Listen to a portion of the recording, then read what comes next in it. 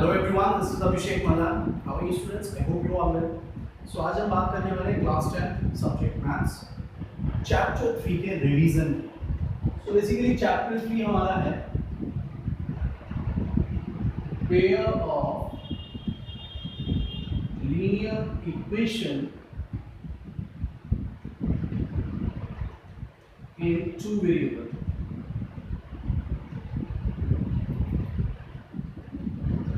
जैसा कि मैं चैप्टर 3 ऑलरेडी कुछ वीडियोस में एक्सप्लेन कर चुका हूँ एनसीईआरटी के बिहाफ पर, बट हमने कुछ रिवीजन करना है स्टार्टिंग से, तो मैं दोबारा से इस चैप्टर 3 को एक रिवीजन के तौर पे लेकर चल रहा हूँ। सो हम बात कर रहे हैं pair of linear equation in two variable. तो सबसे पहले हमें ये समझना पड़ेगा कि what is the linear equation. ये लीनियर इक्वेशन क्या होती है? सो linear equation is a equation in which the degree of the equation is 1. If मतलब अगर हम एक बात करें कि लीनियर इक्वेशन क्या है, so an equation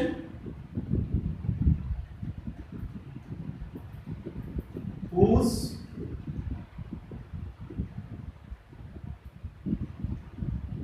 degree is 1, that is the linear equation.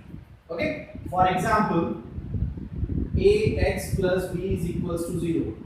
इसमें x is the variable, so the highest power of the variable is 1, that is the degree of the equation. Okay, so this is the linear equation whose degree is 1. But problem क्या है, इस पूरी equation में सिर्फ एक ही variable है and that is x. Okay, लेकिन हमें इस chapter में क्या पढ़ना है, two variables के बारे में। Variables basically क्या होते हैं? Variables are the numbers whose value can be changed. ऐसी वैल्यूज जिनकी ऐसे वेरिएबल्स, ऐसे नंबर जिनकी जो वैल्यूज हैं वो चेंज हो सकती है, दैट इज कॉल्ड वेरिएबल। अब यहाँ पर जो x है इसकी वैल्यू चेंज हो सकती है अगर हम a और b की वैल्यूज को चेंज करें तो। ओके, सो अब बात होती है कि टू वेरिएबल्स के टर्म्स में लीनियर इक्वेशन क्या होती है। तो उसकी जो स्टैंडर्ड इक्वेशन होती है, स्टैंडर्ड फॉर्म होती है, that is ax plus by plus c is equals to 0. This is the linear equation, okay, in which two variables are there, that is x and y. X and y are the variables whose values can be changed, and the highest power of these variables are 1, so the degree is also 1. Okay, so linear equation in two variable means an equation whose degree is 1 and the number of variables in the equations are 2, that is x and y. Okay, so now next is pair, यानी कि अब जो हमने linear equations पढ़नी है वो pair में पढ़नी है। अब जब हम दो इक्वेशंस की बात करते हैं, दो लीनियर इक्वेशंस की बात करते हैं, जब हम उनको सॉल्व करने के लिए बात करते हैं तो हम उसकी स्टैंडर्ड फॉर्म कैसे लिखते हैं? a1x plus b1y plus c1 equals to 0, a2x plus b2y plus c2 is equals to 0. Okay, ये a1 b1 are the coefficient of x and y and c1 and c2 are the constant term. Okay, similarly a2 and b2 are the coefficient of x and y and c2 is the constant term. Okay, so these are the pair of linear equation whose degree is 1 and the number of variables are 2. Okay, so this is the basic introduction of the pair of linear equation in two variables. Now we have to talk about the types of equations, how many solutions, and which equation is consistent, intersecting, or inconsistent, or parallel, or coincident, etc. इन सब चीजों के बारे में हम पढ़ेंगे आज। Okay, so first of all we have to talk about types of equation. Types of linear equation. Okay, the first one is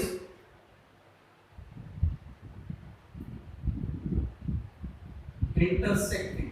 Okay, second one is parallel, and the third one is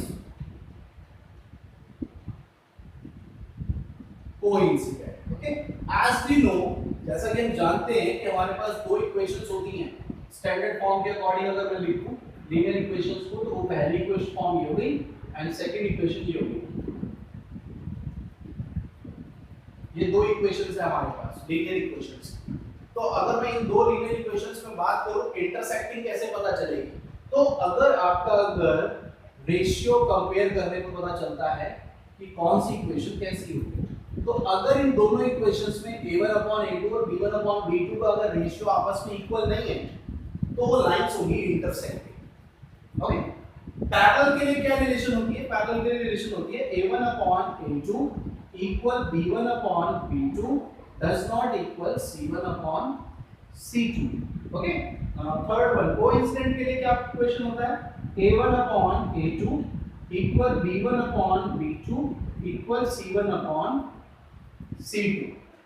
ये हमारे लिए पहचानने के लिए तरीका हो गया कि जब हम इनके a1/a2 b1/b2 c1/c2 जब हम ये रेशियोज कंपेयर करेंगे और हमारे को जब रेशियोज इन टर्म्स में मिलेगा तो हमें पता चल जाएगा कि वो कौन सी इक्वेशन किस टाइप की इक्वेशन है, क्या वो इंटरसेक्टिंग है, क्या वो पैरेलल है, क्या वो कोइंसिडेंट है। ओके, अब ध्यान से समझिए इंटरसेक्टिंग कौन सी होती है। जैसे अगर एक इक्वेशन ये है, दूसरी इक्वेशन ये है। एक इक्वेशन कहने का मतलब ये है कि फर्स्ट इक्वेशन और सेकंड इक्वेशन, अगर आप इन दोनों इक्वेशंस को ग्राफ पे ड्रॉ करोगे तो आपको स्ट्रेट लाइन मिलेगी। नॉर्मल सी बात है कि जो लीनियर इक्वेशन होती है अगर हम उसको ग्राफ पे ड्रॉ करते हैं तो हमेशा एक स्ट्रेट लाइन मिलती है। ओके, तो अगर मैंने मान लो ये दोनों इक्वेशंस को जब ग्राफ पे ड्रॉ करा तो मान लो फर्स्ट इक्वेशन ये है, सेकंड इक्वेशन ये है, तो जब इंटरसेक्टिंग होगी इक्वेशन तो वो सिर्फ एक ही पॉइंट पे इंटरसेक्ट करेगी। ओके, पैरेलल में क्या होगा, दोनों सामने इस तरह से निकल जाएंगे and they will never intersect each other. आपस में कभी भी इंटरसेक्ट नहीं करेंगे, टच नहीं करेंगे एक दूसरे को कभी भी। और कोइंसिडेंट में क्या होता है कि मान लो अगर पहली इक्वेशन ये है,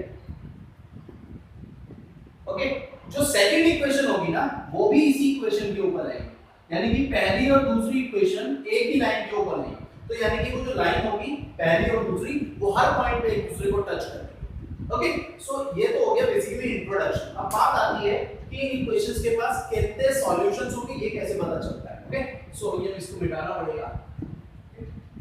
नेक्स्ट देखिए, अगर लाइन इंटरसेक्टिंग होती है तो जब हम इसको, आपको मैं बेसिक से समझाता हूं कि अगर इन दो इक्वेशंस को जब आप ग्राफ पे ड्रॉ करोगे, जो ये हमारे पास लीनियर इक्वेशंस आएंगी, तो जब हम उनको ग्राफ पे ड्रॉ करेंगे तो जब वो आपस में एक दूसरे को टच करेंगे तो जितने पॉइंट्स पे टच करेंगी उतने हमारे पास नंबर ऑफ सॉल्यूशंस होते हैं। सॉल्यूशंस बेसिकली क्या, x और y की वो वैल्यूज होती हैं जो उन दोनों इक्वेशंस को सैटिस्फाई करेंगे। ओके, सो सॉल्यूशंस बेसिकली क्या होता है, x और y की वैल्यूज होती हैं। x और y मतलब वेरिएबल्स की वैल्यूज होती है, जरूरी नहीं इक्वेशन में x और y हो, कुछ भी हो सकता है। तो x solutions means values of variables which satisfy the equations, उनको हम बोलते हैं सॉल्यूशंस। तो अब सॉल्यूशंस कैसे पता चलेगा, जितनी बार ये एक दूसरे को टच करेंगे that is the number of solution. तो इंटरसेक्टिंग एक बार टच करती है, तो यानी कि इस इंटरसेक्टिंग इक्वेशंस के पास कितने सॉल्यूशन होंगे, वन सॉल्यूशन होगा। ओके, हम वन सॉल्यूशन को ना कई बार यूनिक सॉल्यूशन भी बोल देते हैं। क्या बोल देते हैं, यूनिक सॉल्यूशन। ओके, और पैरेलल क्या आपस में एक दूसरे को टच करती है। अभी मैंने कहा कि जितनी बार टच करेंगे उतने नंबर ऑफ सॉल्यूशंस आएंगे। अब ये तो कभी भी टच ही नहीं करती क्योंकि पैरेलल है, और पैरेलल क्या है, सीधे निकल जाएंगे एक दूसरे से, कभी भी आपस में टच नहीं करेंगे। और जब टच नहीं करेंगे तो नंबर ऑफ सॉल्यूशंस नहीं आएंगे, यानी कि पैरेलल इक्वेशंस के पास नो सॉल्यूशन, एक भी सॉल्यूशन नहीं होता है। ओके, नेक्स्ट आता है कोइंसिडेंट। कोइंसिडेंट मैंने बताया कि जैसे ये इक्वेशन बनती तो सेकंड इक्वेशन जो होगी वो भी उसी के ऊपर आएगी, यानी कि एक दूसरे को ओवरलैप कर रहे हैं। और जब ओवरलैपिंग की कंडीशन आती है तो इसका मतलब ये होता है कि वो हर पॉइंट पे एक दूसरे को टच कर रहा है। और लाइन सिंपल सी बात है, हम सिंपल बोलते हैं कि लाइन जो होती है वो इनफाइनाइट पॉइंट से मिलकर बनी है। तो अगर लाइन अगर इनफाइनाइट पॉइंट से मिलकर बनी है और वो हर पॉइंट पे टच कर रहा है, इसका मतलब कितने सॉल्यूशंस होंगे, इनफाइनाइट सॉल्यूशंस या मैनी सॉल्यूशंस आपको। ओके, सो कोइंसिडेंट इक्वेशंस है मैनी सॉल्यूशंस, या फिर हम कई बार क्या बोल देते हैं, इनफाइनाइट सॉल्यूशंस, कई बार ऐसा भी बोलते हैं। ओके, नेक्स्ट थिंग, अब क्या होता है कि जो इक्वेशंस होती हैं लीनियर इक्वेशंस हमारे पास, जैसे कि दो इक्वेशंस होती है ना linear equation, a1x plus b1y plus c1 equals to 0, second होती है a2x plus b2y plus c2 is equals to 0। ये दो इक्वेशंस होती हैं। तो जब हम पेयर ऑफ लीनियर इक्वेशंस की बात करते हैं तो बेसिकली यहाँ पर जो ये दो इक्वेशंस हैं इन दोनों इक्वेशंस को मिलाकर एक सिस्टम बनता है। बात समझे? जब हम लीनियर इक्वेशंस के पेयर की बात करते हैं तो वो पेयर एक सिस्टम बनाता है और वो सिस्टम का नेचर होता है कंसिस्टेंट या इनकंसिस्टेंट। सिस्टम का नेचर होता है एक तरीके से कहें तो वो या तो कंसिस्टेंट होगा या इनकंसिस्टेंट होगा। अब कंसिस्टेंट नेचर तब शो करता है जब इक्वेशंस के पास सॉल्यूशंस हो, भले वो एक हो या भले वो मैनी हो, उससे मतलब नहीं है। बात है कि इक्वेशंस के बाद अगर सॉल्यूशंस हैं तो उन इक्वेशंस से जो सिस्टम बन रहा है वो हमेशा कंसिस्टेंट होगा और अगर उन इक्वेशंस से कोई भी सॉल्यूशन नहीं मिल रहा है इसका मतलब वो सिस्टम इनकंसिस्टेंट होगा। अब बात करते हैं इंटरसेक्टिंग इक्वेशंस की। तो इंटरसेक्टिंग इक्वेशंस के पास एक सॉल्यूशन होता है। अब अगर सॉल्यूशन है इसका मतलब जो सिस्टम बनेगा इन इक्वेशंस के थ्रू वो हमेशा कंसिस्टेंट नेचर शो करेगा। ओके, पैरेलल की बात करते हैं तो पैरेलल में नो सॉल्यूशन यानी कि एक भी सॉल्यूशन नहीं होता। इसका मतलब जो सिस्टम नेचर शो करेगा वो आपका इनकंसिस्टेंट नेचर शो करेगा।